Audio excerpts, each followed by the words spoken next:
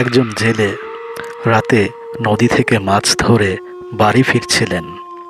হঠাৎ সে বুঝতে পারল একটা কালো বিড়াল অনেকক্ষণ ধরে তার পিছু নিয়েছে। তারপর কি হয়েছিল সেই জেলের সাথে, সেই ঘটনাই আজ তোমাদের শোনাবো। হিস্টোরি বাই রকিবল। যদি ভয় পেতে চাও আমাদের সাথেই থাকো।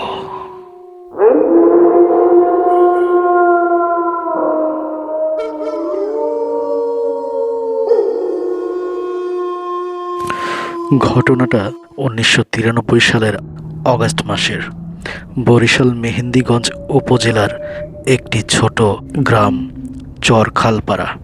গ্রামটির চারদিকে নদী। সেই নদীতে জেলেরা মাছ ধরে, অনেকেই কৃষিকাজ করে জীবিকা নির্ভর করে। সেই সময় গ্রামগুলোর রাস্তাঘাট তেমন একটা উন্নত ছিল না। কাঁচা রাস্তা বর্ষার পানিতে ডুবে যেত।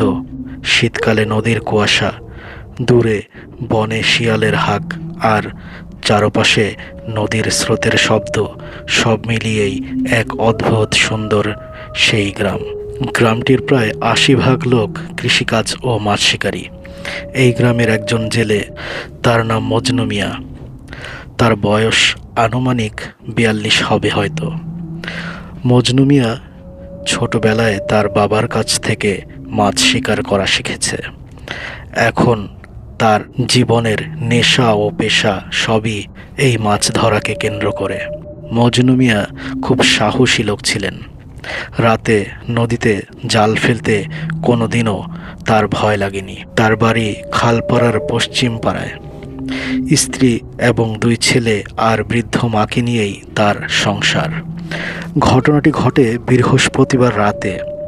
সেই দিন সারাদিন খুব বৃষ্টি হচ্ছিল।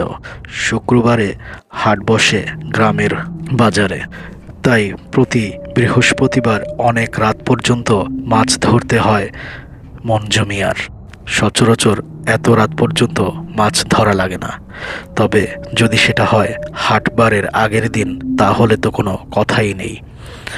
বাজারের চাহিদা থাকায় মঞ্জু মিয়া হাটবারের আগের দিন একটু রাত করেই মাছ ধরে। সেই দিনও তিনি খুব দেরি করে মাছ ধরছিলেন। রাত আনুমানিক 2:40 মজনু মিয়া বেশ ভালোই মাছ পেয়েছিল। খুশি মনে বাড়ি ফিরছিলেন মজনু মিয়া। তার হাতে একটা কেরোসিনের লণ্ঠন আর কাঁধে মাছ ভর্তি ঝুড়ি। মঞ্জু মিয়া হাঁটছিলেন গ্রামের মেঠো পথ ধরে। চারপাশ এতটাই নীরব ছিল যে নিজের নিঃশ্বাসের শব্দ যেন স্পষ্ট শোনা যাচ্ছিল। নদীর ধারের কাঁচা রাস্তা ধরে কিছু দূর যাওয়ার পর হঠাৎ সে খেয়াল করল তার পেছনে একটা কালো বিড়াল হাঁটছে। সম্পূর্ণ কালো, চোখগুলো জ্বলজ্বল করছে। মজনু মিয়া প্রথমে ব্যাপারটাকে কোনো গুরুত্ব দিল না। তার কাছে মনে হলো বিড়াল থাকতেই পারে, এটা খুব স্বাভাবিক ব্যাপার। কিন্তু কিছু সময় পার হয়ে যাওয়ার পর সে আবার পেছনে তাকালো এবং বুঝতে পারল বিড়ালটি এখনও তার পেছনেই তাকে অনুসরণ করছে। সে থামলে বিড়ালটাও থেমে যায়, আবার সে হাঁটলে বিড়ালটাও হাঁটা ধরে। সবচেয়ে অদ্ভুত ব্যাপার, বিড়ালটির কোনো ছায়া নেই, হাঁটার কোনো শব্দ নেই। মজনু মিয়া বিরক্ত হয়ে একটা রাস্তায় পড়ে থাকা ঠাল তুলে বিড়ালটির দিকে ছুঁড়ে মারল। সাধারণত বিড়ালকে ভয় দেখালে বিড়াল দৌড়ে পালিয়ে যায়, কিন্তু ওই বিড়ালটা দাঁড়িয়েই রইল, কোনো ভয় পেল না, শুধু স্থির হয়ে মজনু মিয়ার দিকে তাকিয়ে রইল। মজনু মিয়ার একটু অস্বস্তি লাগা শুরু হলো। ধীরে ধীরে শরীরটা যেন কেমন ভার হয়ে যাচ্ছিল, বুকের স্পন্দন যেন বেড়ে যাচ্ছিল। মজনু মিয়া এবার জোরে জোরে হাঁটা ধরল। একটু পর পর সে পেছনে তাকাচ্ছে, দেখলো এখনো বিড়ালটা তার পেছনেই আছে। আরও একটু সামনে যাওয়ার পর মজনু মিয়া থমকে দাঁড়ালো, কারণ এবার বিড়ালটা তার সামনেই দাঁড়ানো। মজনু মিয়া ভয় পেয়ে গেল।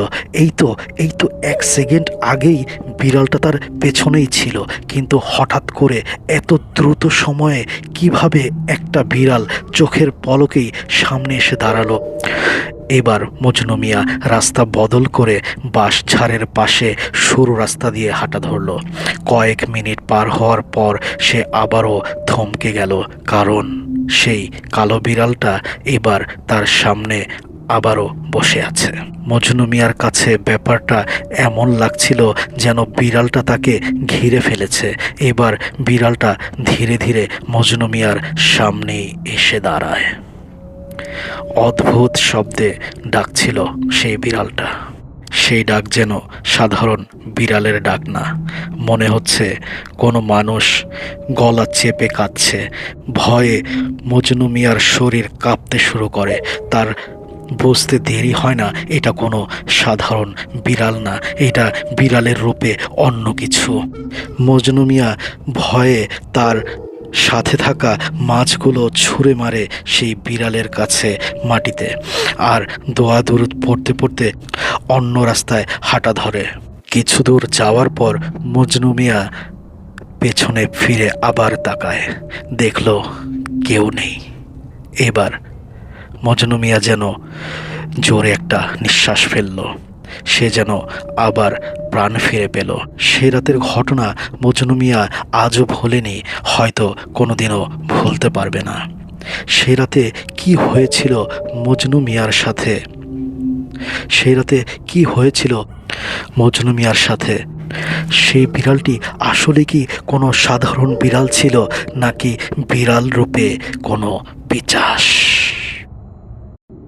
বন্ধুরা, ঘটনাটা তোমাদের কাছে কেমন লেগেছে অবশ্যই আমাদেরকে কমেন্ট করে জানাবে। তোমরা যারা আজও আমাদের চ্যানেলটিকে সাবস্ক্রাইব করনি, আমাদের চ্যানেলটিকে সাবস্ক্রাইব করে ফলো দিয়ে আমাদের সাথেই থেকো, উপভোগ করো ভয়ঙ্কর সব ঘটনাগুলো। বন্ধুরা, আজ চলে যাচ্ছি, হয়তো আবার ফিরবো নতুন কোনো ঘটনা নিয়ে।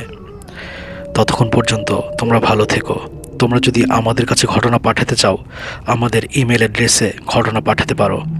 তোমরা ভয়েস রেকর্ড করে পাঠাতে পারো, আমরা অবশ্যই তোমাদের ঘটনা পড়ে শোনাবো। আজ এই পর্যন্তই, বিদায় নিচ্ছি। আল্লাহ হাফেজ।